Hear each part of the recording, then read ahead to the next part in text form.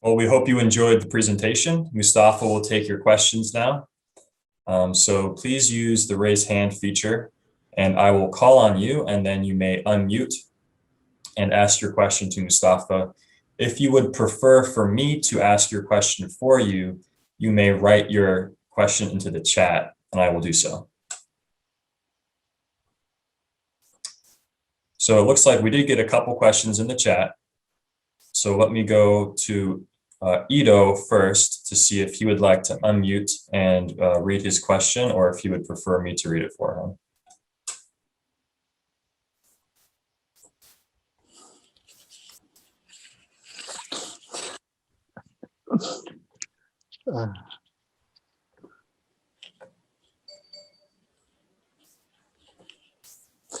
Okay, I think I have to talk. Nathan wants me to talk.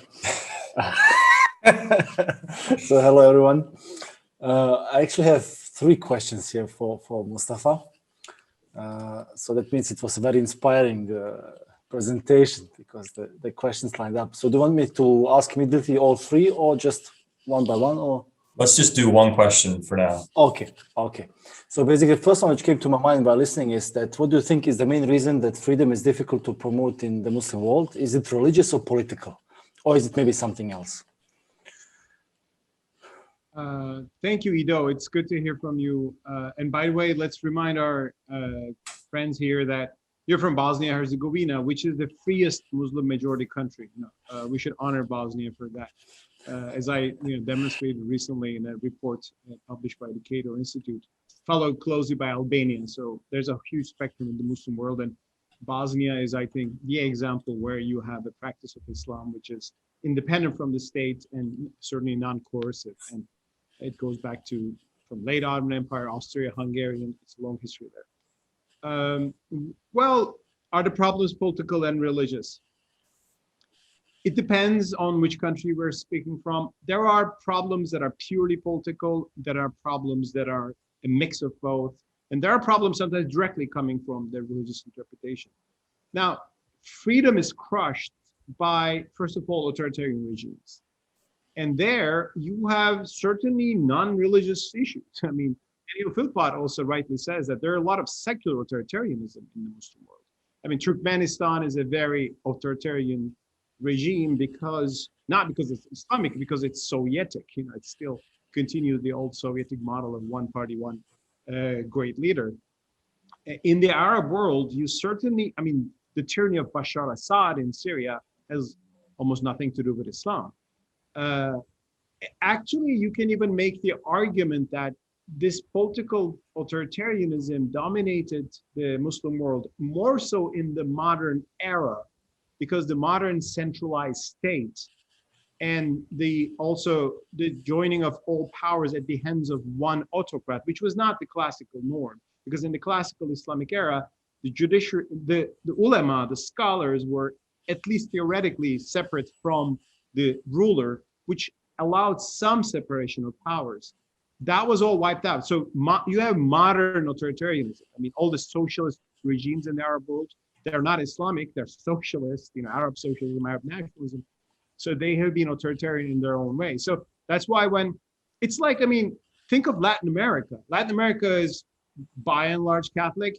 Are all the problems in Latin America, do they have something to do with Catholicism, all the drug cartels, or, I mean, the authoritarian regimes, fascist, or communist groups?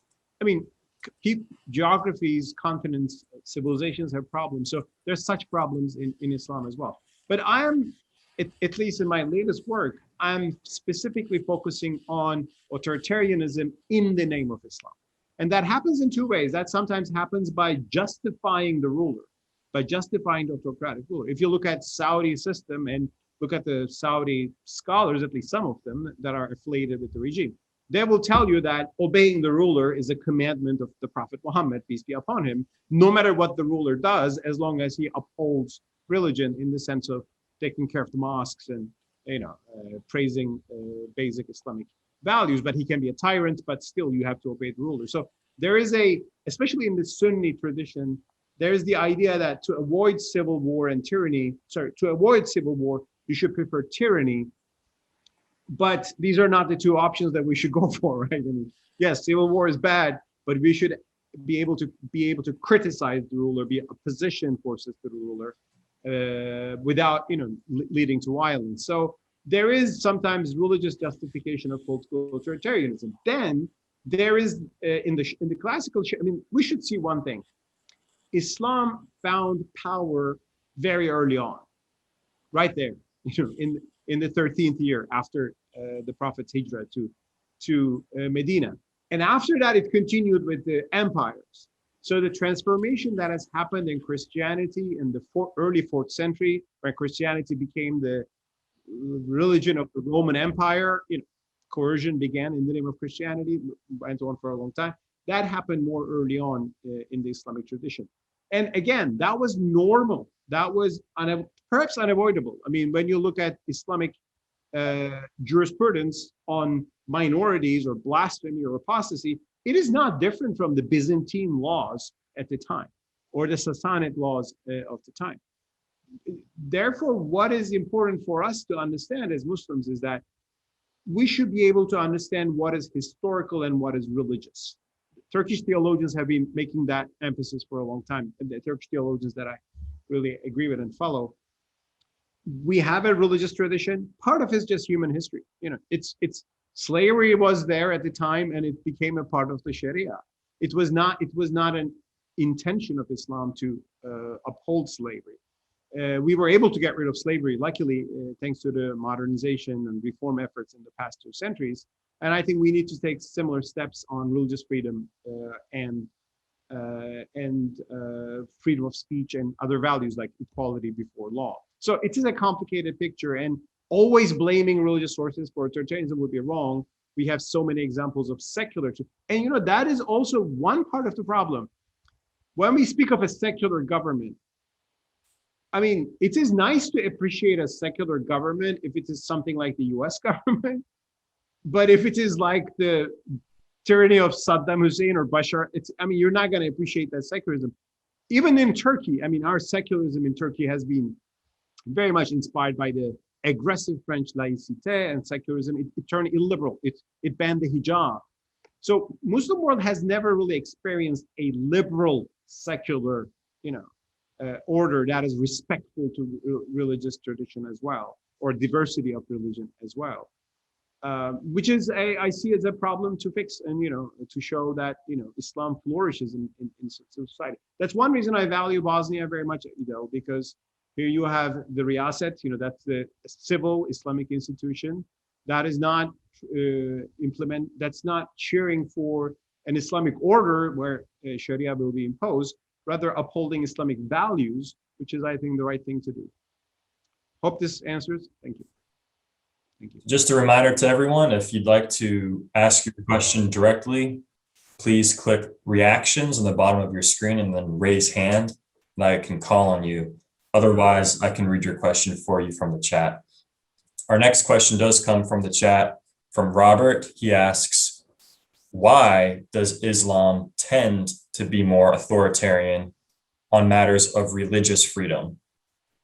What could be the genesis of this Islamic authoritarianism? Thank you for the question again. Again, let me remind just one thing. If we were living in the 17th century, you probably would not, think of this question. You would rather say, why is it that Christians are intolerant towards each other, or they can't tolerate Jews, and Jews have to escape from the Islamic world, from the Christian world to the world of Islam. So I always say to my Jewish or Christian friends, we are just looking at a bad time in the history of the Islamic civilization, probably the worst time. So to say that Islam in general for 14 centuries, is it in the 14th century of its historical experience, has it been more authoritarian than other religions? Judaism has never been probably authoritarian because it didn't have a power for 2,000 years. Judaism is a special case, although Islam is very close to Judaism on many issues. But even if you look at the Old Testament and look at the Old Testament laws and about the jihad in the Old Testament against the Amalekites and the Philistines of the time, not today, Palestinians, you would see a lot of concerning things there also from the modern liberal point of view, liberal in the classical sense. Now, but I'll tell you one thing, it's something I noted. Compared to Christianity, I'll admit this, the founding texts of Islam have more place for power and conquest and violence than the founding texts of Christianity. That is the New Testament. Why? There's a simple historical difference. Jesus Christ, Isa al-Masih, alayhi salam, as we would call him, which is Jesus the Christ, actually, in Islamic terms, Jesus the Messiah. Jesus is very much venerated in the Islamic tradition. He was a preacher. He was of course, Messiah, and he was executed by the state of the time. He didn't have a state of his own. He didn't lead armies. In Prophet Muhammad's life, that's different. In his first 13 years in Mecca, he was like Jesus. He was a preacher. And actually, in my view, he was asking for freedom to be able to practice Islam and also to preach it, and also to speak out against the established religion, which means, the right to blaspheme in today's words. Then Prophet Muhammad had to migrate the Hijrah and establish the state of Medina. And again, the state of Medina, he didn't establish as a theocracy as people think today, but he established it with a contract, a constitution, as some people call, with the Jews on an egalitarian basis. But ultimately, because of political reasons, that collapsed, and that became the Islamic polity, which was expanded by the caliphate. Now, the Muslims who believe in coercion, who believe in upholding Islam through state power and conquest and supremacy, think that this experience was the zenith of Islam. It was the divine blueprint, and its continuation with conquest outside of Arabia was the right thing to do, and that's what Islam is. So it's din wa dawla, that is religion and state. Whereas I argue, and people who think like me, and although Islamic reformists and modernists, even some more thoughtful conservatives today, say, well, no, I mean, it was just a historical contingency. Is it a part of Judaism to establish halakha-based states and to have, wars of religion against the pagans? Well, you see that in the life of Moses, and you see that in the life of Joshua, and you see that in the Old Testament. But many Jews came to the recognition that we can be Jews in the modern world. Halakha is our voluntary law. We're not going to have halakhic states. And I think that recognition has to be fully acknowledged in the world of Islam. Some already do. I mean, we're speaking of the 1.6 billion people here with very diverse views. But the very fact that Islam's marriage with power took place very early on, and in the historical memory and in the religious text, it is there, influences today's discussions. That's why, I mean, people will say, Prophet Muhammad said this, fight, or we'll take a verse from the Quran saying, fight the unbelievers. One thing I would say is that it is important to read the Quran in context. Yes, there is a verse in the Quran, fight the polytheists, and wherever you find them, kill wherever you find them, Surah Al-Tawbah, verse 5. A lot of people have taken that out of context, but it was speaking about polytheists who oppressed the Muslims in the first place. So it takes an effort, it takes honesty, and it takes a universalistic vision to look into our religious founding and to be able to distinguish the eternal, unchanging principles of Islam. That is our theology, that's our faith, that's our belief in afterlife, that's our ethics, from the political context to which this divine truth was revealed as we believe it. The political context itself was not divine.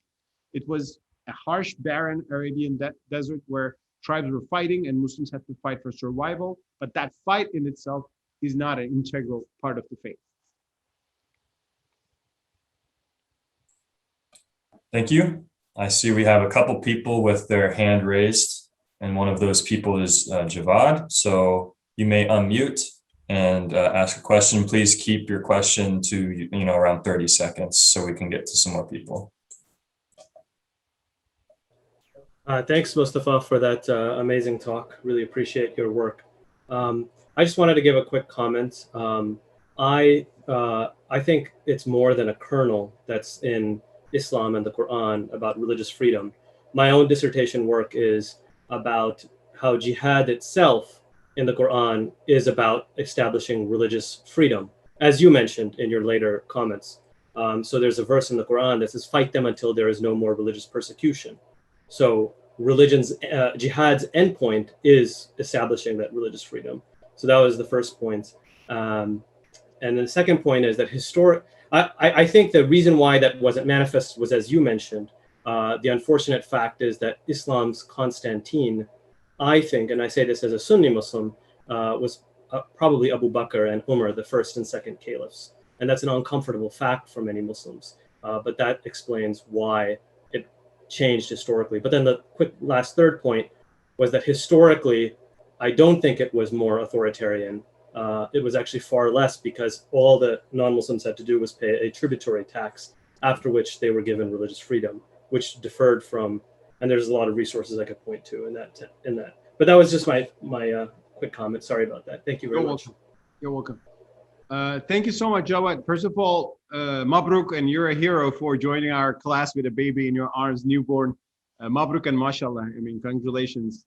It must be a few weeks old, and hope everything is fine with the baby and the mother, and good luck with that. And thank you for your comments. No, I mean, I agree with you on those points. And to say Islam's Constantine is Abu Bakr, of course, is a powerful statement. You know, I actually address. There have been interesting turns, historical turns taken by the early Muslim community. One thing was, for example, Prophet Muhammad passed away. Everybody accept that he was a prophet. I mean, of course, he was not. I mean, the community is still there. So should we still think that every Muslim should still pay tribute to the city state in Medina in terms of taxation? That is zakat. And Abu Bakr said, yes, I'll fight them, and that opened the way, whereas Umar actually was against it in the first place. So if there was a different decision at that point, the history of Islam will be different. So there have been historical decisions, turns taken by the early Muslim community, which was maybe understandable, and it was the context of the time and everything. But we should just understand that they're not necessarily normative for us today. It was the political culture and the context of the time. I agree with you on that. On jihad, I mean, you're absolutely right. I mean, in my book, I said the first verse in the Quran that allows jihad after Muslims fled from Mecca to Medina and their properties were plundered, it says permission to fight is given to those who have been persecuted, right? So the jihad was not that you should go kill the infidel unless they become Muslims. No, it was because they persecuted you, they plundered your wealth, they are still hostile enemy. So to defend yourself, permission is given. And Jawad, you also had a great video on this. I would recommend everyone to check that. A lot of things sometimes are built upon what one term means. The Quran says, fight until there is no fitna. What is fitna? The Quranic meaning, and now in modern translations, it's persecution. Fight until there is no persecution. So basically, it is if Muslims are being persecuted, fight to save yourself. Bosnians fought against persecution in the 90s. It was the most legitimate war, I think, in near history. And I'm glad that despite a genocidal campaign, they were able to secure their country. So there is the idea of defensive war. That's legitimate in Islam. There's no doubt about that. But our traditional scholars, some of them, interpreted fitna not as persecution, but as polytheism. Now, if you say fight until there is no polytheism, then the world is yours. I mean, you just, with your sword and swords in your hand, you go conquer territories if we're fighting polytheism. And again, that was a transition. So I agree that, and by seeds of freedom, what I mean is that when you read the Quran, it's not that you have a full declaration on human liberty on every issue, but they're very strong declarations. To you, your religion, and to me, mine. The truth is from your Lord. Let anyone who wants to believe it, believe it. Let anyone who wants to disbelieve it, disbelieve it. Or in other words, tells Prophet Muhammad, you're not a compeller, you're just a warner, a messenger. What is sad is that some of our traditional scholars abrogated those verses, saying that these were at this time, but then we had war, then we had power, and the verses on jihad abrogate these verses. And again, in my book, with references to scholars like Asma Afsoduddin, I'm arguing that that decision to abrogate those more pluralistic verses of the Quran, peaceful verses of the Quran, was not a requirement of the Quran itself. It was the requirement of the imperial politics of the time, as the Umayyad Abbasid empires were expanding, and they need the idea that you can declare jihad just to, conquer new territory. And yes, they gave Jews and Christians the right to practice their religion despite that imperialism, which is remarkable, which should be, I think, not forgotten. That's why you have Christian minorities in the Middle East, despite the fact that the Middle East has been dominated by Muslims for 14 centuries.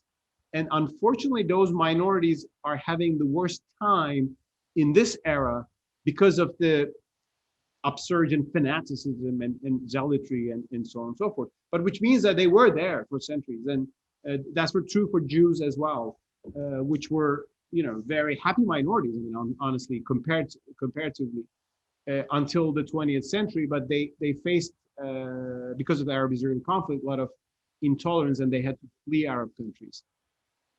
Hope this makes, but I welcome your points, Jawad. And again, good luck with your baby. And mashallah.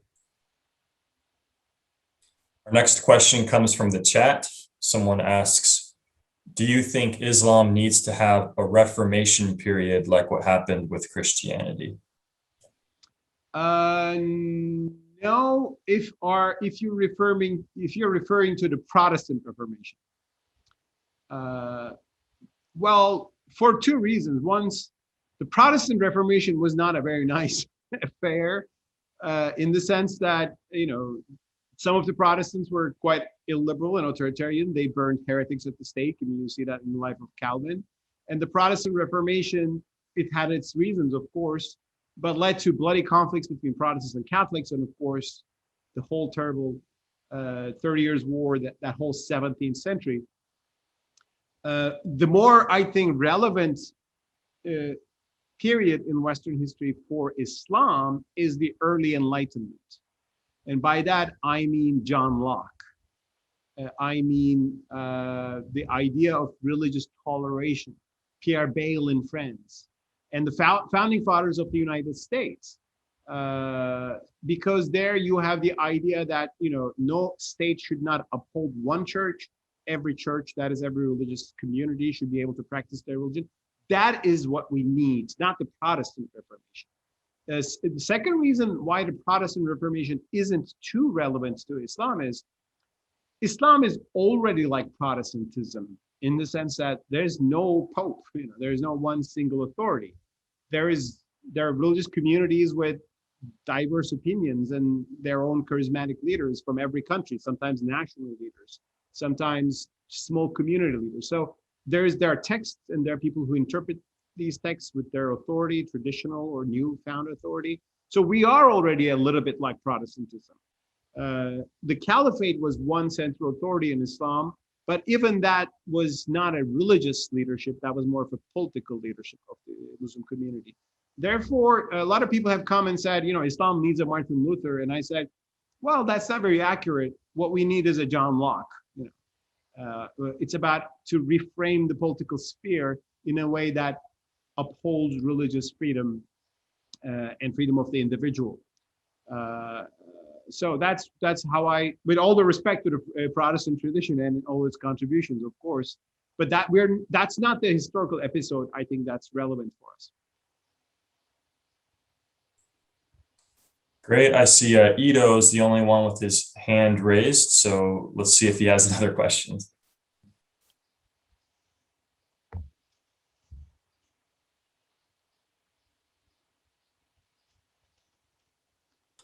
Okay.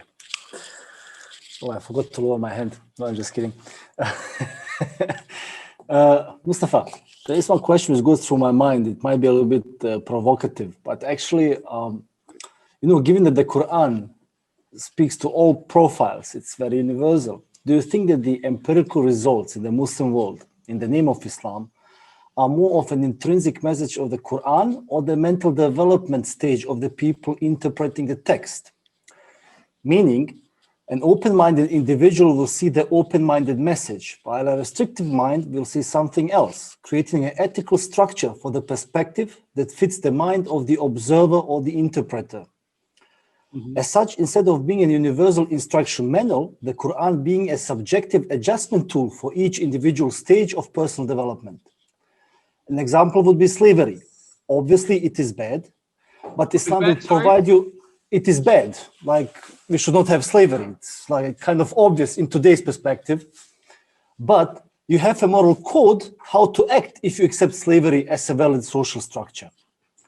War is also bad, but it provides a moral code how to behave if you accept it. So you also have a moral code for a socialist mind, and you also have a moral code for a capitalist mind. So is it more of an universal instruction manual, how things should be, or is it more like an adjustment tool for you as a personality as you are, how you should behave in your own world, so to say? Okay, like so you're a little bit philosophical, you know. I mean, are you asking whether it is the religious text that really defines our interpretation or our broad worldview, which makes us look back? Exactly, yes. Okay. Exactly, the second one, yes. I mean, that is inevitable, but I would say there is a dynamic interaction between the text and the interpretations. And I'm not going to say everything is in the text and we read it, we all understand it, it's clear and nice. I'm not going to say that. I mean, that would be wrong, obviously. But I would not also come to the position of some social scientists who say, all these religious texts, they don't matter at all. It's just how you want to read them. It's not that simple either, because texts build a culture. And of course, what you highlight in the text, what you find more definitive or not, so I think there's a dynamic interaction between the two. First of all, one thing I should say for especially our non-Muslim friends here, in Islam, the real controversial issues on freedom are actually not coming from the Quran, but from the Hadith. And Hadith are, of course, reported sayings and deeds of Prophet Muhammad. And I mentioned in my talk, I mean, blasphemy laws come from Hadith, apostasy laws come from Hadith. A lot of troubling attitudes on women come from Hadith. And the thing about a Hadith is that they're not as authoritative as the Quran. And very few people would take Hadith exactly to the level of the Quran, because the Quran is the only text that the Muslim community revered and preserved unanimously from the beginning. Hadith are oral sayings and reports, which ultimately became texts after a canonization effort in the 2nd century after Prophet Muhammad. But we always have room to question, is this Hadith really accurate? And another thing there, even if it's accurate, does a saying of Prophet Muhammad reflect his culture as a 7th century Arab, or does it reflect a religious norm for Islam?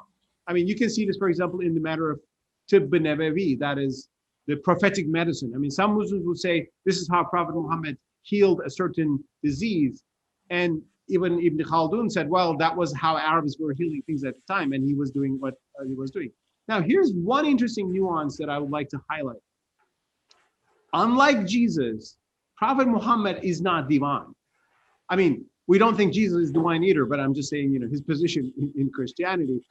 Jesus is actually, Quran itself gives a higher status to Isa al-Masih, Jesus, saying he was a word from God. Prophet Muhammad doesn't even have that. That's very interesting. So the Quran actually puts Jesus in a higher level than any other human being, although not, divine incarnate. Prophet Muhammad is a human being, and he's like Moses. I mean, if there's a historical analogy to him, historical model, he's Moses. He's the Moses of Islam, and it's not an accident that Moses is the most dominant figure in the whole Quran. You read the Quran, you learn about Moses more than anybody else, because he is the model that is told to Prophet Muhammad, which means that he was guided by the divine, but he also lived according to the norms of his time. I mean, he had multiple marriages, which was only normal in that society. probably some of those marriages were like with Aisha, was with a woman who was younger than 18. I mean, it's disputed. But in that society, that was not an issue. People thought, children become adults when they reach puberty. That was the universal norm at the time. Now, to me, that doesn't mean that that's an Islamic universal blueprint. It means Prophet Muhammad lived in his culture. He did the right things in that culture, the moral things in his culture. There's no doubt about that. As a Muslim, I believe in that. But we should be able to distinguish culture from religion. That's one thing. Second, a lot of things have been invented in the name of the Prophet through hadiths in the early centuries of Islam. I mean, you read these hadiths saying that the worst of my people are the Qadarites and this sect. And I believe that this was not said by the Prophet, but people who were having an issue with the Qadarites. So there are a lot of things put in the mouth of the Prophet Muhammad. And I believe some of the issues on apostasy might be coming from that source, that sort of political needs being projected back to Prophet Muhammad. So this discussion on hadith is huge. Jawad, our friend here, has very good some articles and videos actually on this issue. I would recommend checking that. There's a huge literature on revisiting the hadith literature. So looking into those will be really important. Regarding the Quran, what we should as Muslims understand regarding the Quran is that the Quran is a divine appeal, again, to a historical context. There are verses in the Quran legislating marriage and divorce, more so divorce than marriage, actually. It all reflects how Arab society was at the time. In that context, though, the Quran brought injunctions that really uplift women. The Quran, for example, gave women half of the share of men in inheritance.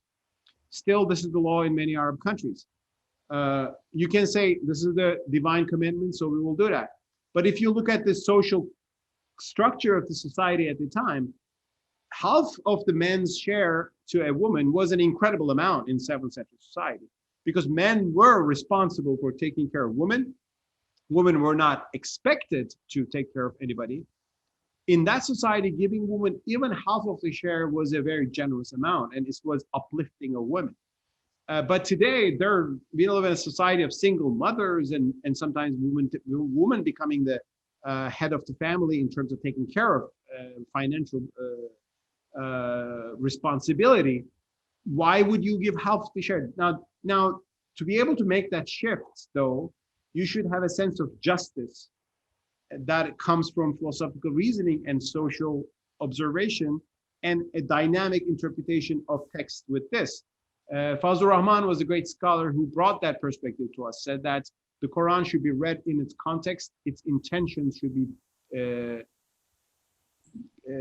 understood, and those intentions should be brought to today by sometimes changing the letter, by reinterpreting the letter of the word. And so that would mean equal inheritance for women in society, because God's intention is justice. And justice today means, maybe it can mean something than 7th century society. I would say the same thing for example, corporal punishments. To come back to your question, Edo, I think both our mindsets influence religious texts, and the religious texts influence our mindsets.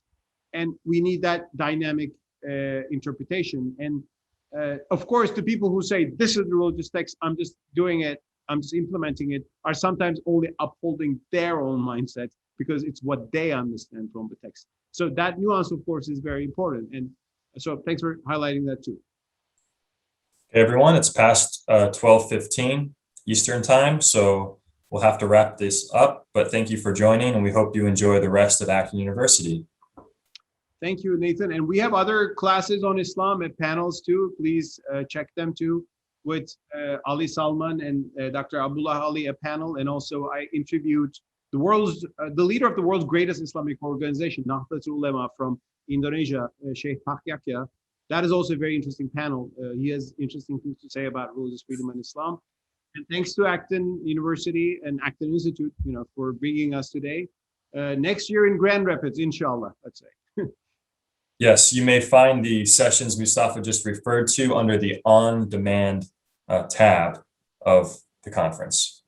Thank you, everyone. Thank you.